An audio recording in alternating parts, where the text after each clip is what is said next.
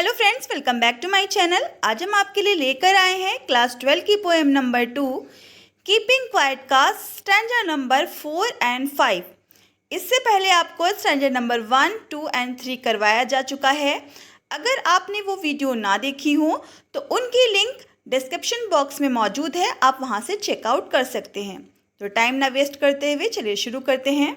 Stanza number 4।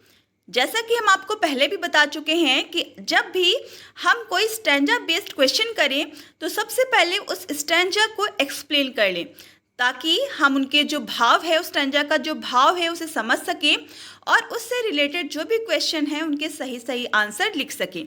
तो सबसे पहले हम देखते हैं इस स्टैंजा का एक्सप्लेनेशन।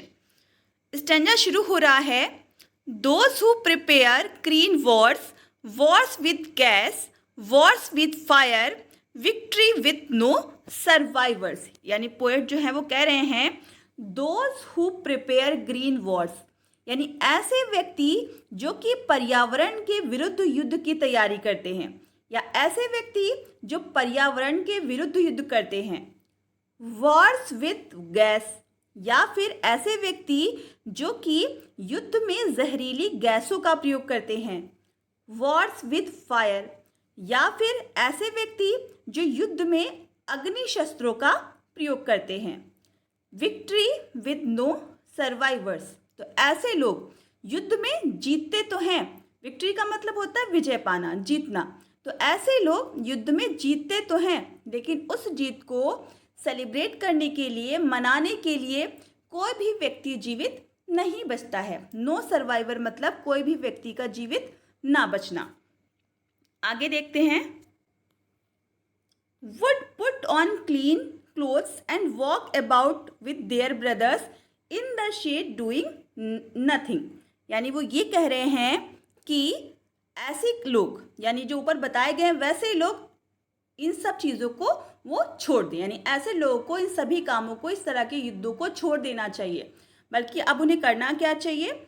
वुड पुट ऑन मतलब होता है पहनना, क्लीन क्लोथ्स मतलब साफ कपड़े। ऐसे लोगों को साफ कपड़े पहनने चाहिए, यानी साफ सुथरे। And walk about with their brothers, और अपने भाइयों के साथ साथ चलना चाहिए। इन द शेड, छाँव में। डूइंग नथिंग, कुछ भी ना करते हुए।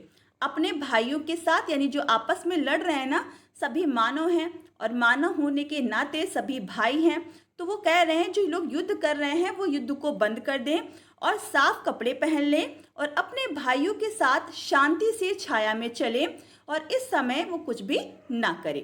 तो ये था हमारा स्टैंजा। अब इससे रिलेटेड क्वेश्चन देखते हैं। क्वेश्चन नंबर 1 दिया गया है, what types of words are prepared by the persons. यानी जो पोएट हैं वो पूछ रहे हैं लोगों के द्वारा किस तरह के युद्धों की तैयारी की जा रही है, यानी लोग किस तरह के युद्ध की तैयारी कर रहे हैं। तो आपको भी बताया गया कि लोग किस किस तरह के युद्ध की तैयारी कर रहे थे। वो लोग तैयारी जो कर रहे हैं वो कर रहे हैं कौन सी वार की?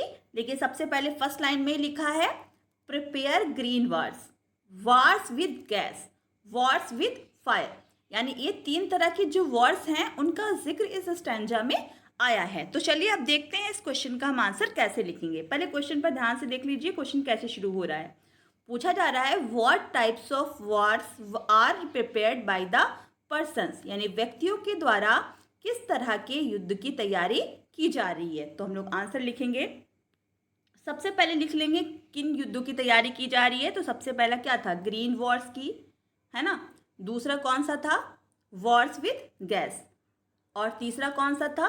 Wars with fire. उसके बाद हम वर्ब लिख लेंगे जो भी हमारे क्वेश्चन में आई थी। क्वेश्चन में वर्ब आई थी आर, तो हम लिख लेंगे आर।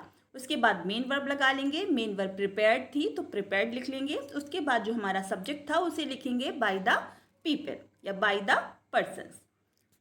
देखते हैं क्वेश्चन नंबर 2। क्वेश्चन नंबर 2 लिखा है what is the end of such Wars.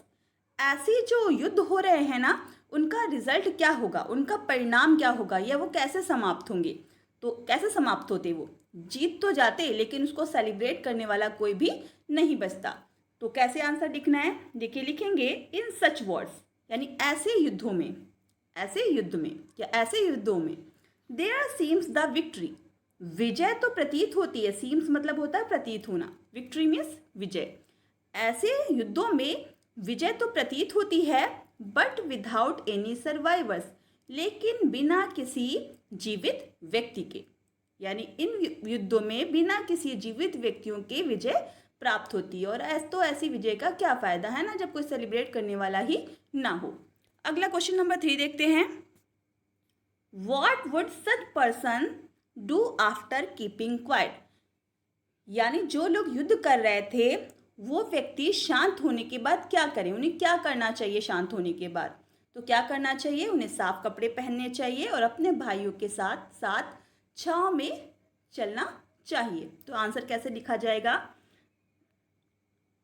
पहले लिखेंगे हम लोग आफ्टर कीपिंग क्वाइट। आफ्टर का मीन्स क्या होता है, बाद में। कीपिंग क्वाइट मतलब शांत होना, यानी शांत होने के बाद में सच पर्सन्स, ऐसे व्यक्ति, वुड पुट ऑन मीन्स क्या होता है, पहनना।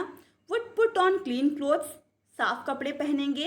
And walk about with their brothers in the shade of doing nothing, और साथ ही साथ में क्या करेंगे, अपने भाइयों के साथ साथ छांव में चलेंगे, कुछ भी ना करते हुए। आप देख सकते हैं कि इस क्वेश्चन का आंसर डायरेक्टली हम लोग जो है वो पैराग्राफ से, यानी जो हमारा स्टैंजा दिया गया है वहाँ से लिख सकते हैं। केवल हमें क्या ऐड करना है इसमें है, आफ्टर कीपिंग क्वाइट, उसके बाद सब्जेक्ट ऐड करना है सच पर्सन्स और हेल्पिंग वर्ब लगानी है वुड। उसके बाद टोटली हम लोग क्या करेंगे, जो हमारा स्टैंजा है वहाँ से नोट करेंगे। देख लीजिए पहले आप क्वेश्चन को ठीक से, फिर हम स्टैंजा आपको दिखा रहे हैं। ये देखिए stanza, would put on clean clothes and walk about with their brothers in the shade doing nothing. Same ऐसे ही हम आंसर लिख लेंगे। अब हम लोग देखते हैं स्टैंजा 5। स्टैंजा नंबर 5 हमारा दिया गया है, what I want should not be confused with total inactivity. जो पोएट हैं वो कह रहे हैं what I want should not be confused, यानी मैं जो आप लोगों से चाहता हूँ उस बात को लेकर आप कन्फ्यूज ना हो, यानी असमंजस में ना हो पड़े। विथ टोटल इनएक्टिविटी, क्योंकि मेरा जो कहना है कि आप सभी लोग शांत हो जाएं, इसका मतलब पूरी तरह से निष्क्रिय होना नहीं है। विथ टोटल इनएक्टिविटी का मतलब होता है पूरी तरह से निष्क्रिय होना, यानी वो कह रहे हैं जो मैं कह रहा हूँ, यानी जो मैं कहना चाहता हूँ आप लोगों से, उसका मतलब बिल्कुल भी ये नहीं है कि मैं आपसे ये कह रहा हूँ कि आप पूरी तरह से निष्क्रिय हो जाए, बल्कि वो क्या कह रहे हैं, life is what it is about. जीवन जो है वो यही है मतलब जीवन का मतलब ये है कि हम उसका आनंद लें, उसे इंजॉय करें। I want no truck with death, वो कह रहे हैं मेरा मौत से कोई भी संबंध नहीं है। यानी इस लाइन में, यानी कि शांत रहने का मेरा मतलब बिल्कुल भी ये नहीं है कि मैं आप लोगों से ये चाहता हूँ कि आप लोग मर जाएं। नो ट्रक विथ डेथ का मीन्स हो जाएगा मौत से कोई भी संबंध ना होना। नो ट्रक विथ डेथ यानी मौत से कोई भी रिलेशन, कोई भी संबंध ना होना। तो चलिए अब देखते हैं इस स्टैंजा पर बेस्ड क्वेश्चन। क्वेश्चन नंबर 1 लिखा है, what should not be confused with total inactivity, यानी संपूर्ण निष्क्रियता का क्या गलत अर्थ नहीं निकालना चाहिए या फिर क्या गलत अर्थ नहीं बताना चाहिए। तो आंसर देखते हैं। केवल हम लोग क्या करेंगे, जो व्हाट लिखा है ना, व्हाट की जगह पर हमें लिख लेना है कि स्टिलनेस एंड क्वाइटनेस, यानी शांति का मतलब बिल्कुल भी टोटल इनएक्टिविटी नहीं लगाना चाहिए। तो क्या करेंगे, जो व्हाट है उसको हटाकर हम लोग लिख लेंगे स्टिलनेस एंड क्वाइटनेस। बाकी हमारा जो पूरा आंसर होगा वो सेम रहेगा। देख लीजिए कुछ इस तरह से लिखा जाएगा, stillness and quietness should not be confused with total inactivity. अब देखते हैं question number 2, what is life about, जीवन किस बारे में है। तो उन्होंने बताया जीवन को व्यर्थ नहीं बिताना चाहिए, बल्कि जीवन का हर एक क्षण का क्या करना चाहिए, आनंद लेना चाहिए। तो कैसे लिखेंगे, देखिए answer, life is about living it, जीवन जीने के बारे में है, टू द फुलेस्ट, पूरी तरह से, यानी जीवन पूरी तरह से जीने के बारे में है। तो उसके आगे लिखा है, it is not mean for wasting it by sitting idle, इसका मतलब ऐसा बिल्कुल भी नहीं है कि आप खाली बैठकर इसे बर्बाद कर दें, यानी वो शांत रहने के लिए कह रहे हैं ना, तो इसका मतलब ये नहीं कि आप शांत बैठे ही रहें और जीवन को ऐसे ही बर्बाद कर दें, बल्कि जीवन का वास्तविक आनंद हमें लेना चाहिए। जीवन का यही उद्देश्य है, जीवन का यही मतलब है, ऐसा पोएट कहना चाहते हैं। अगला देखते हैं question number 3, why does the poet say I want no truck with death, कवि ये क्यों कहते हैं कि मैं मौत से कोई संबंध नहीं चाहता हूँ। चलिए आंसर देखते हैं। The poet clarifies that he wants no association with death because he is advocating stillness and quietness to introspect, not total inactivity और डेथ। यानी द पोएट क्लैरिफाइज, यानी पोएट जो हैं, जो कवि हैं, वो स्पष्ट करते हैं that he wants no association with death, कि वो मौत के साथ कोई भी संबंध नहीं चाहते हैं। एसोसिएशन विद डेथ मतलब मौत के साथ संबंध। बिकॉज, क्योंकि he is advocating stillness and quietness, क्योंकि वो शांति का समर्थन कर रहे हैं। क्यों?